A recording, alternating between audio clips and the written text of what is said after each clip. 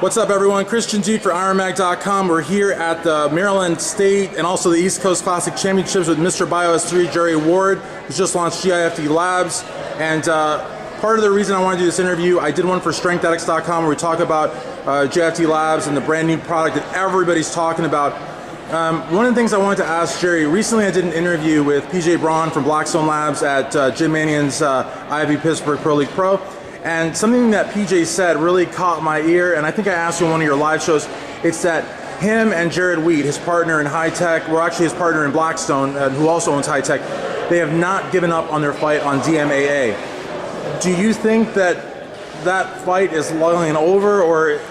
Here's the thing, I don't think it should be illegal, okay? Let's face facts. I'm really into personal responsibility, and I feel if you have alcohol and cigarettes and stuff like that legal, then you should be able to buy that. You can still buy ephedrine at the Walmart, Bronchid and all that, yeah. And you just sign the book and they still give it to you, right? So it's like if you can take ephedrine, you can overdose on that just as fast as some DMAA, but you know, the problem is I think that once the FDA decides that you're not going to do something, they find a way. It's just my personal opinion. It's stuff that I've seen, and you know, if it was me personally, I probably just wouldn't fight them. You know, I'd be like, look, here's the deal. Like, I'm spending all this money fighting them.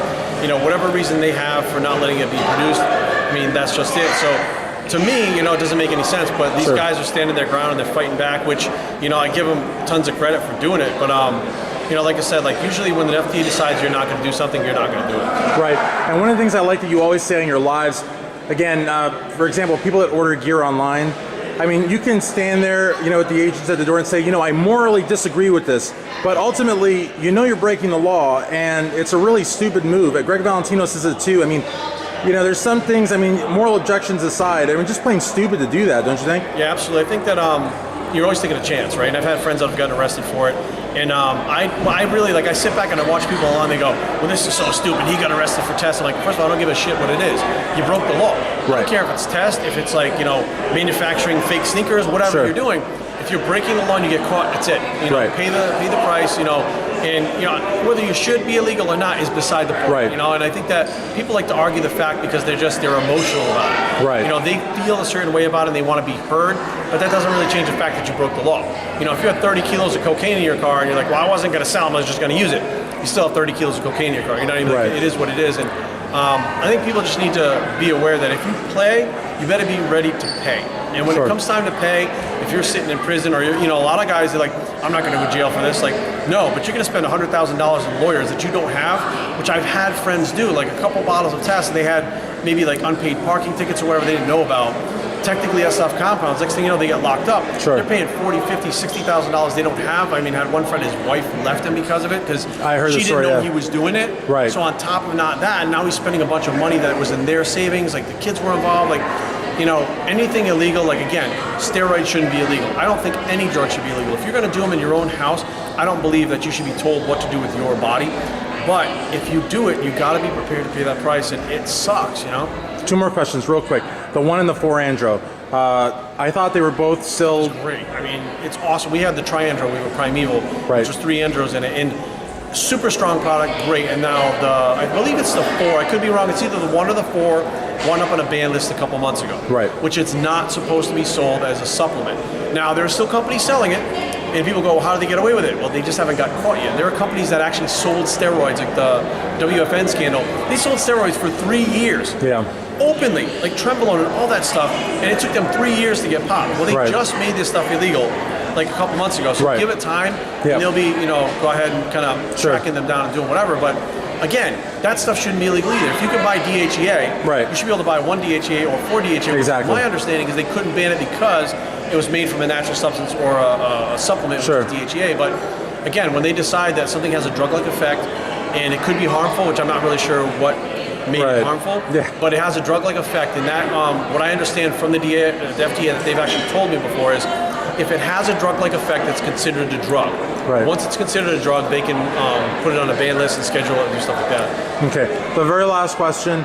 You did a really, really good seminar with the Maryland Muscle Machine, Mr. Kevin Levrone. It was amazing. Loved it. And of course, you know, Rich Piana's name was mentioned because, and I said something, you know, Kevin insisted that I speak, and one of the things I said was, there's a lot of people I mean, especially when he passed, but even to today, a lot of people saying, oh, you know, I was the closest person to Rich, I talked to Rich all the time. When we all know that Rich didn't call anyone on the phone, the only person that he actually did call on the phone was you. Well, I know he did call some other people, and those people don't abuse the fact that he was calling him. You know what I mean? Like, they don't really put it out there. They said it, and they said, you know, once he said it, it's over.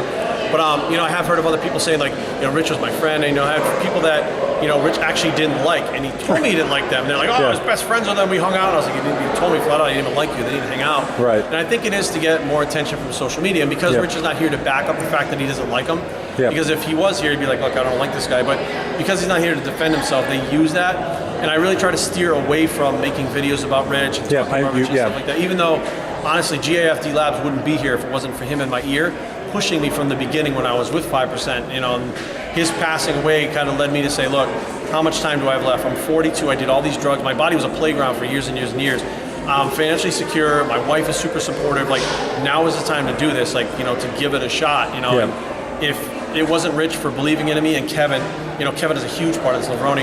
If it wasn't for those people around me supporting me, telling me that I can do it, and when you are with people that are more successful than you, that have done it, and they look at you and say, hey, you can do it, they're seeing something that you don't see in yourself sometimes. They know that you have the possibilities to do what you want to do, and when they go out of their way to support you, which they don't have to do, it makes a big difference. It makes you want to work harder for yourself, and also to you know, give back to them to thank them for believing in you. Sure, that's a great message, and even some of your contemporaries, I won't name, you know, there's a little bit of haterism, but I think that there's plenty of pie for everyone, and everyone's doing their own thing, and you're doing a great job, and again, I think something that you said at the seminar, I felt real bad picking up the camera and recording. I mean, most of the seminar I didn't record it because it was such an intimate setting, it was cool. And I felt like it went way longer than it was supposed to. Because I was like, I mean, because you're doing it. Yeah. You know what's going on, but it's way different when you sit back and watch it later. Yeah. And you absorb it. Oh my God, I wanted to pick it up, and I was like, I saw the one that you put up like on Facebook. I already reposted it because it was so cool. Like, you know, people don't. Of course, people know now, but Kevin was a huge influence to me. You know, starting in 2009, we first met in 2008. Right. And back then, it was like, you know, or even Kevin, I followed him in high school. Right. He was like one of my favorite bodybuilders. To be able to be invited, like he invited me to sit on the stage with him. Yeah, he wanted me to do it. I was like, why? You know, like it didn't dawn on me because Kevin just respects everybody. He wants to help everybody. He doesn't want things to be just about him. Right. So like you said, he tries to open up doors, and he literally wanted to open a door for me the other night when he said, why don't you do this with me? Absolutely. So to see, just even to see the thumbnail, I was like, wow, that's really huge, surreal to see that, you know. Well, you remember the guy from New York, the guy that drove from New York City. It was a gentleman that drove from New York City, and he asked Kevin a question, and he asked Jerry a question. They both answered him, but after he sat down, Kevin made a point to say, hey, I want you to come back and tell us your whole story. And the guy told us quite a bit. So it was legit. It was really legit. But anyways, thank you so very much. Jerry Ward, GIFD Labs, Mr. Bio S3. Thank you so much. Christian Duke, IronMag.com.